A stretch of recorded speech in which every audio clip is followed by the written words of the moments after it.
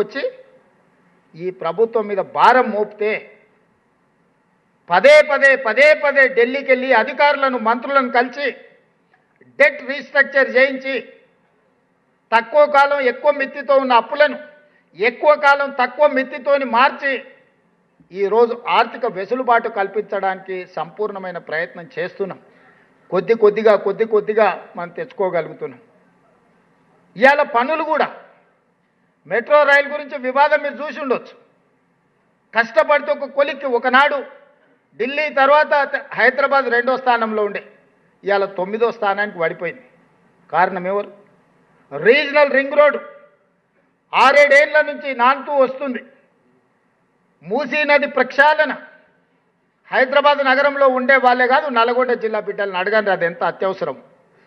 గుజరాత్లో Sabarmati river front కడతారు, ఉత్తరప్రదేశ్లో గంగానది రివర్ ఫ్రంట్ కడతారు, ఢిల్లీలో యమునా నది రివర్ ఫ్రంట్ కడతారు, తెలంగాణ హైదరాబాదులో మూసీ రివర్ ఫ్రంట్ కడతామంటే వద్దని అంటారు. ఏంటి దీని కారణం నేను అడుగుతున్నా.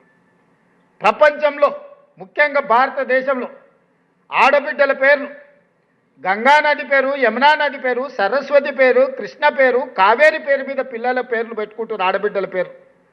ఏ తల్లిదండ్రులైనా మూసీ నది పేరు ఎప్పుడైనా పెట్టుకున్నారా? ఎందుకు పెట్టుకోవట్లేదు? ఆ నదులు ఎంత గొప్పవో ఈ నది కూడా అంతే గొప్పది కదా. గంగా, కావేరి, కృష్ణ, సరస్వతి పేర్లు గొప్పగా పెట్టుకుని ఆ నదుల పేర్లు మన బిడ్డల పేర్లు పెట్టుకుంటున్నాం కదా. మన ఆడబిడ్డలకు ఆ పేర్లు పెట్టుకున్నప్పుడు మనలో ఎవ్వరం కూడా మూసీ పేరు, మూసీ నది పేరు ఎందుకు పెట్టుకోలేదు? మూసీ కాలుష్య వెదజల్లుతుంది, మూసీ అంటేనే మురికి అన్న భావన కల్పించడం వల్లనే కదా. అందుకే కదా మూసీ నది పేరు పెట్టుకోలేదు.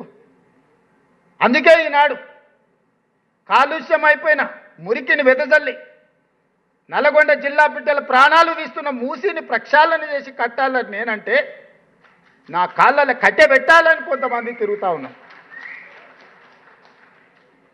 ఔటర్ రింగ్ రోడ్ ఆర్థిక వ్యవస్థను మార్చింది.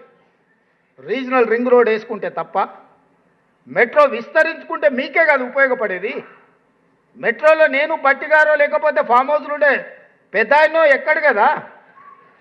ఫామ్ హౌస్లో ఉన్నాయనే మెట్రో ఎక్కడు కదా. ఆయన పిల్లలు విమానాలు ఎక్కి లండన్లు పోతారు, ప్రత్యేక విమానాల సొంత విమానాలు బేగంపేట నుంచి విదేశాలకు పోతారు, కానీ మెట్రో ఎక్కరు కదా.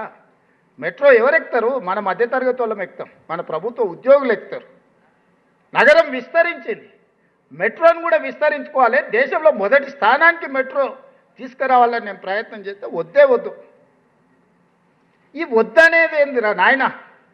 10 ఏళ్ళు మేము నువ్వు చెయ్యి అని మేము తిరిగినాం. నువ్వు మూసి ప్రక్షాళన చేయమని మా బట్టిగారు అసెంబ్లీలో కొట్లాడి, మెట్రో విస్తరించమని మా బట్టిగారు కొట్లాడి, భారత్ ఫ్యూచర్ సిటీ కట్టమని మా బట్టిగారు కొట్లాడి, నదుల ప్రక్షాళన చేయమని మా బట్టిగారు కొట్లాడి, పాఠశాలల్ని ప్రక్షాళన చేసి నర్సరీ నుంచి మంచి విద్యను తీసుకురామన్నాడు. మా మధుకి ఇన్నే ఉన్నాడు. ఇంటర్మీడియట్ బోర్డులో ఆయన పిల్లలు చచ్చిపోతే ఆయన మాట్లాడిండని ఆయన జైలుకు తోలేడు. గ్లోబరీన్ అనే సంస్థ ఎవరిదే? వాళ్ళదే కదా.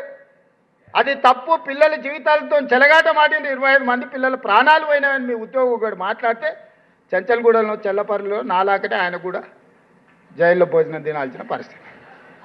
ఇవాళ వాడే తాడు పామై ఈరోజు దేశంలో నీట్ పరీక్షలు, దేశంలో ఉండే లక్షలాది మంది పిల్లల జీవితాలతో చెలగాట మాడింది అదే గ్లోబరీనా కదా. ఆ రోజే వాడిని 2 దెబ్బలు